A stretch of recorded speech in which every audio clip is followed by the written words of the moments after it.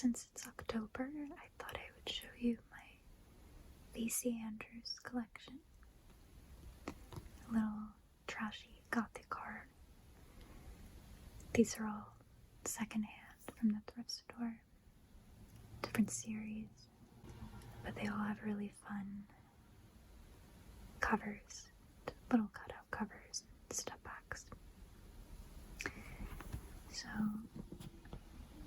I'll start, of course, with the classic Flowers in the Attic. Now I am a little bit of a poser, because I will admit this is the only V.C. Andrews novel that I have read.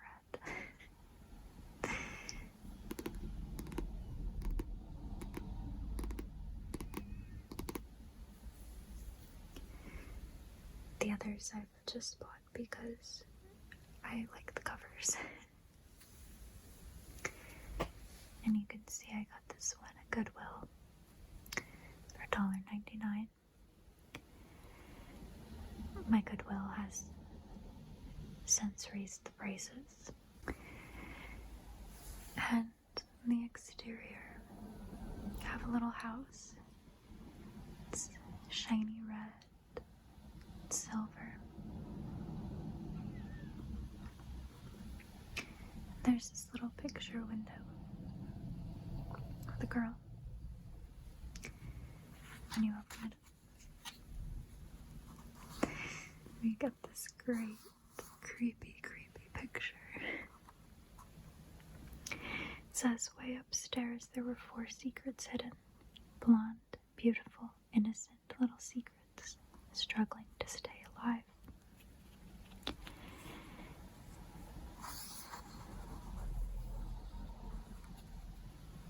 Creepy specter of their grandfather looming over them. And the little Dollenganger children. Dollenganger. I think that's their name. I'm about to read the back, so we'll see.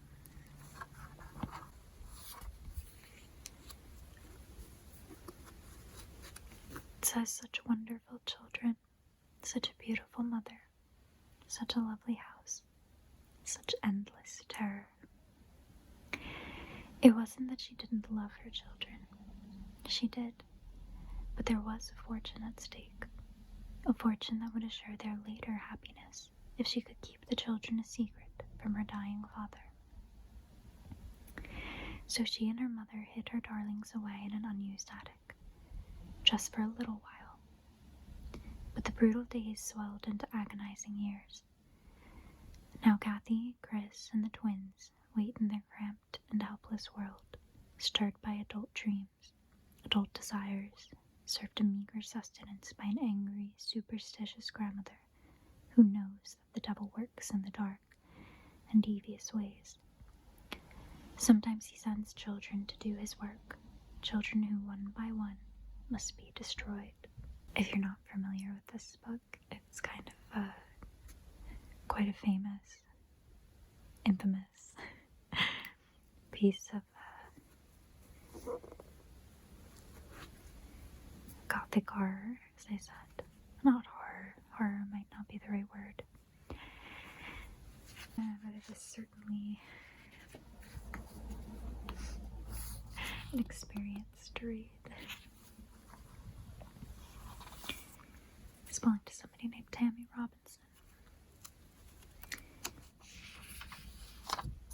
This is literally a book about a family of children locked in the attic at their grandparents' house.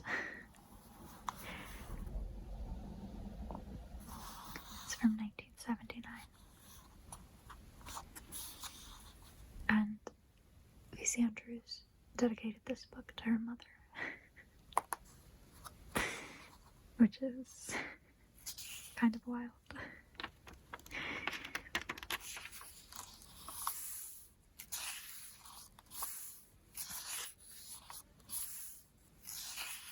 As I said, this is the only one of her books that I've actually read. And it is a wild ride. It's a classic.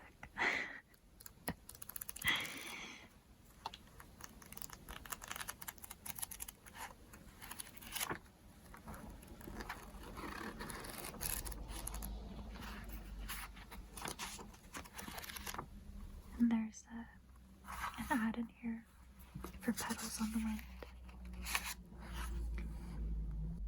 Petals on the Wind is the second book in the series. I would probably read this one if I come across it in the thrift store. I just haven't yet, so keep an eye out for that. Now, the other interesting thing about these books is after V.C. Andrews died, I believe sometime in the 1980s was when she passed, and after her death, her family, her estate, hired a ghostwriter to continue writing in her name. So a lot of books with her name on them are not her writing. And actually, I think all of the other books that I own by her, quotation, are actually by the ghostwriter. And I always think that's a little creepy. I don't know. I think it's weird. Obviously, the whole posthumous publication, and even like releasing of music and that kind of thing, it's a whole can of worms. But I just thought it was a little creepy.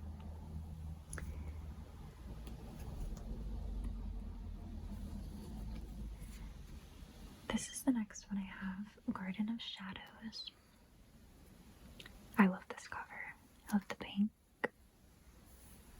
And this beautiful trellis, metallic, with all those beautiful roses on it. It says at last, the story of how it all began. Before the terror of flowers in the attic, evil was spawned in a garden of shadows. So this is a prequel to Flowers in the Attic.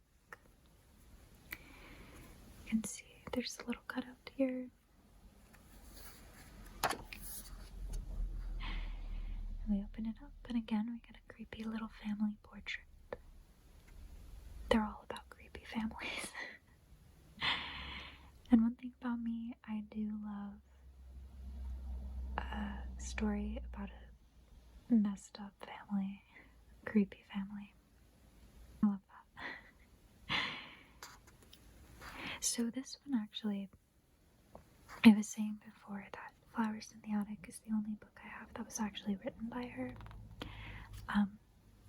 But it's my understanding that this book and maybe one or two others was kind of, I guess you could say, like completed by the ghostwriter. She had mostly finished the book when she passed, and using her manuscripts, they put together this book, I believe.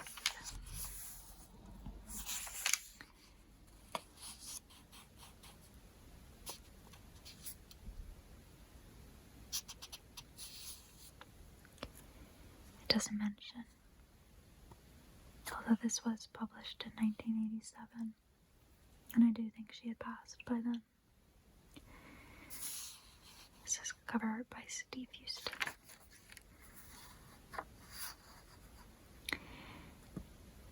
Now, I guess this book is about grandmother. It's a prequel, as I said, and it's about the grandmother in Flowers in the Attic. So I guess this is her. She's got very 1980s hair, which is kind of funny considering it's supposed to be kind of well in the past, before the 1980s. He looks like an undertaker. That's so creepy. Goodbye to lonely nights. Goodbye to my world of fantasy and dreams. Goodbye to my father's face of pity and to my own forlorn look in the mirror. A man most handsome and elegant had come calling, and then had asked for my hand in marriage. I hurried upstairs and sat before the dollhouse. I would live in a big house with servants. We would entertain with elaborate dinner parties. In time, we would be envied by all. Just like I have envied you, I said to the porcelain family within the dollhouse. I was to become Olivia Foxworth, Mrs. Malcolm Neal Foxworth. My life would no longer be colored gray. No, from now on it would be blue. Blue as the sun-filled skies on a cloudless day. Blue as Malcolm's eyes. Like any woman stupidly believing in love, I never realized that the blue sky I saw was not the soft, nurturing sky of spring, but the cold, chilling, lonely sky of winter.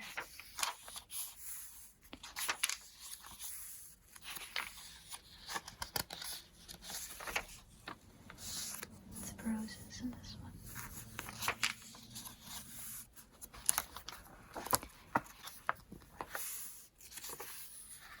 Actually, I probably will read this one as well at some point.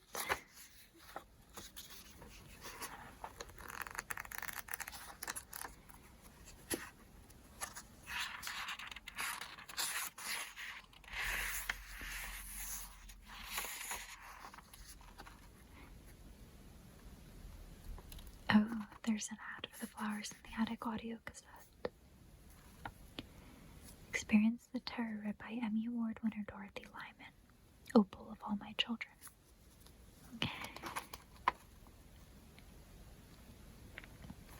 Some creepy, scary novels, I guess. These thrilling novels where deranged minds create sinister schemes, placing victims in mortal danger and striking horror into their hearts will keep you in white-knuckled suspense.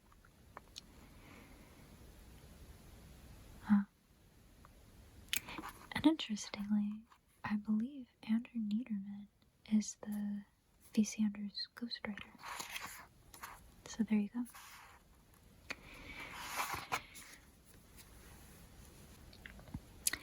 On the back here it says, Olivia dreamed of a sun-filled love, a happy life. Then she entered Foxworth Hall. V.C. Andrews' thrilling new novel spins a tale of dreadful secrets and dark, forbidden passions, of the time before Flowers in the Attic began. Long before terror flowered in the attic, thin, spinsterish Olivia came to Virginia as Malcolm Foxworth's bride. At last, with her tall, handsome husband, she would find the joy she had waited for, longed for. But in the gloomy mansion filled with hidden rooms and festering desires, a stain of jealous obsession begins to spread. An evil that will threaten her children, 2 lovely boys and 1 very special, beautiful girl. For within one innocent child a shocking secret lives, a secret that will taint the proud Foxworth name and haunt all their lives forever. The wicked curse of the Dollenganger family begins in Garden of Shadows.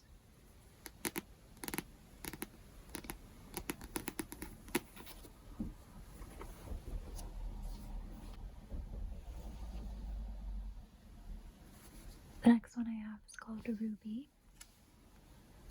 It's the start of the Lantry family series. And this one is squarely in ghostwriter territory. This was not a V.C. Andrews novel. Or I should say, not really written by V.C. Andrews. I have this creepy the girl and the moon here. They're on the bayou, I guess. Oh, house coming out of the water and the Spanish moss. And I love the name Ruby. I think it's such a cute name.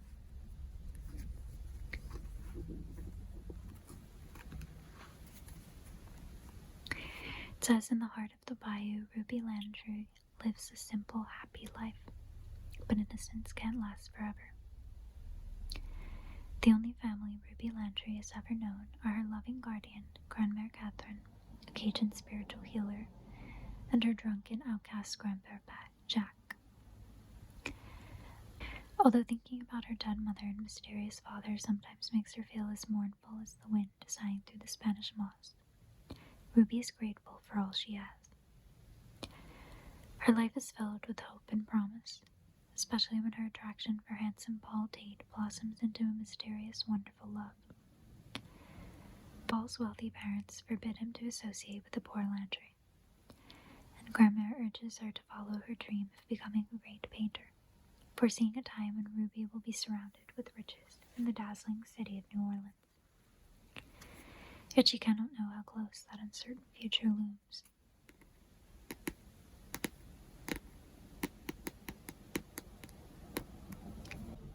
In a faded photograph, Ruby glimpses for the first time the image of her father, and learns of a shameful deception and a shocking scheme of blackmail that now must come to light. Stunned by these revelations, she is devastated when Grandma dies, leaving her to seek out her father in his vast New Orleans mansion. There, in a house of lies, madness, and cruel torment, Ruby clings to her memories of Paul to keep her heart alive, for only their love can save her now. That is a lot of information in this description here.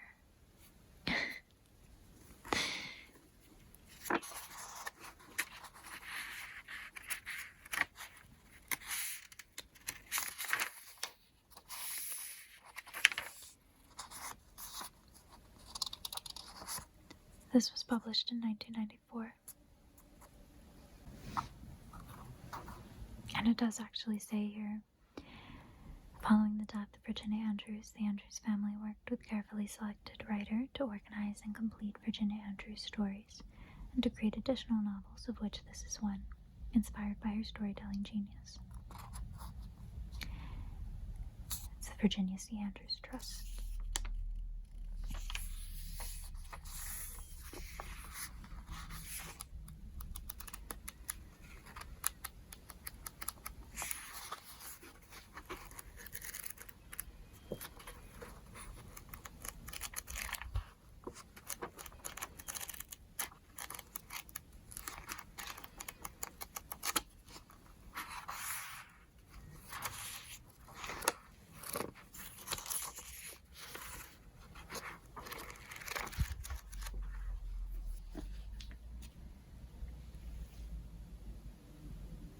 This one is a prequel to the Landry series. And while the last one was not a step back, this one is. So we've got the little cutout, this dollhouse here. It's called Tarnished Gold. And again, it's nice and shiny.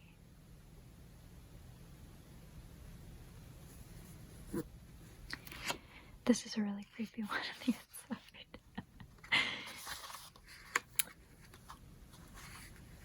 Here we have a young girl. I guess she's pregnant, although she doesn't look super pregnant. She's just holding her belly like that, though. There's a ton of really creepy dolls and spider webs and just frightening.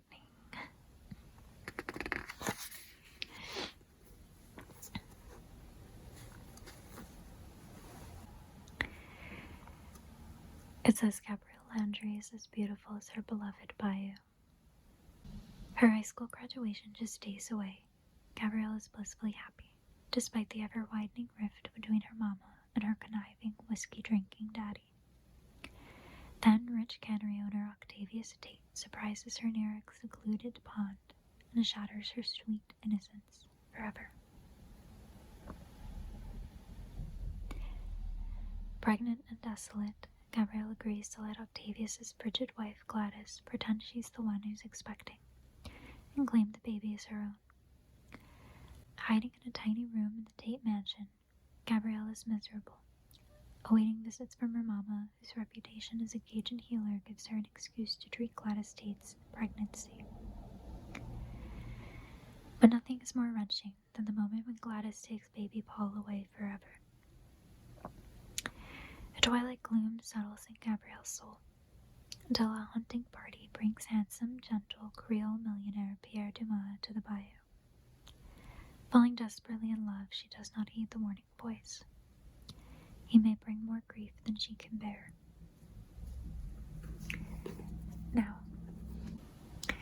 If you recall,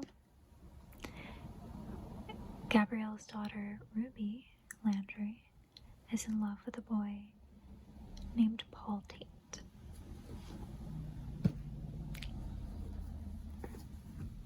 Who, based on this, is Gabrielle's son.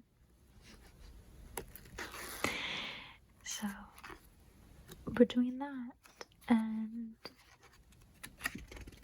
the fact that I know what goes on in V.C. Andrews novels, I can make a pretty good guess at what's going on in this story. I'm sure you can too.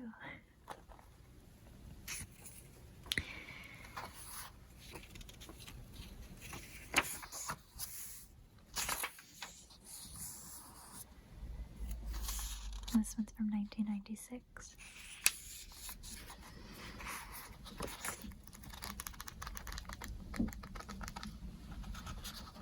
It's very rainy and blustery outside.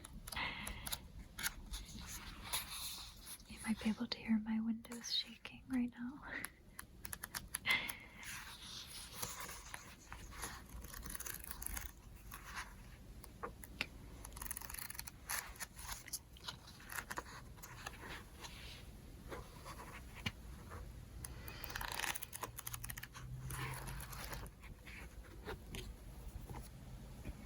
And the last one I have, this is called Lightning Strikes, and is apparently the second novel in the thrilling Hudson series. I love the colors on this one, the purple, the green, the yellow, all this lightning. And of course, we have our little cutout. And we open it up. And this one is so creepy too, of course. We have, I'm assuming, our heroine here. She's kind of got her dress falling off her, trying to cover herself up. I've got a creepy old man with a pipe sitting on a bed. Some guy looking through the window. Although why he is looking through the window and the door is wide open, I don't know. This girl is standing here, just barefoot, creepy expression. Looks like she has a lollipop. I don't even know what to say is going on here.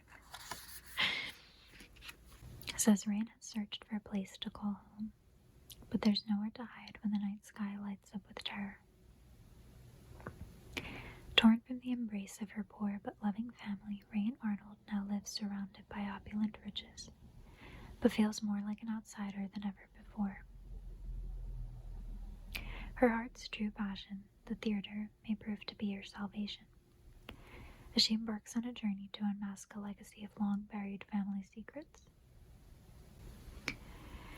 Enrolled in one of England's most prestigious drama schools, Rain is sent to London to live with her great-aunt Lenora, of the renowned Enfield family. Their estate is breathtakingly austere, filled with antiques and a long storied history. But something isn't right. Rain hears footsteps at night and the high-pitched laughter of a little girl. She sees strange lights in rooms that are supposed to be closed off. And everything about the place, the air, the silence, even the somber household staff, is as cold and soulless as a museum. Behind the icy sheen of wealth and privilege lies something unspeakable, something that could turn Rain's most precious dreams into an inescapable nightmare. And this was purchased at Kmart. $5.99.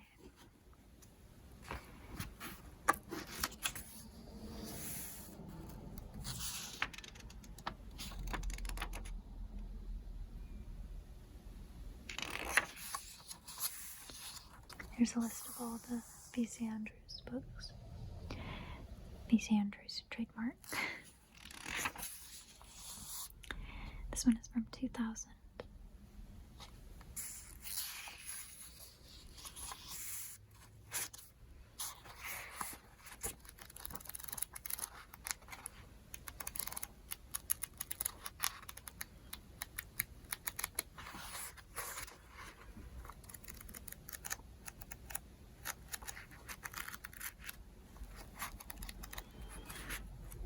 And there's an excerpt from another book back here, the third book in the series.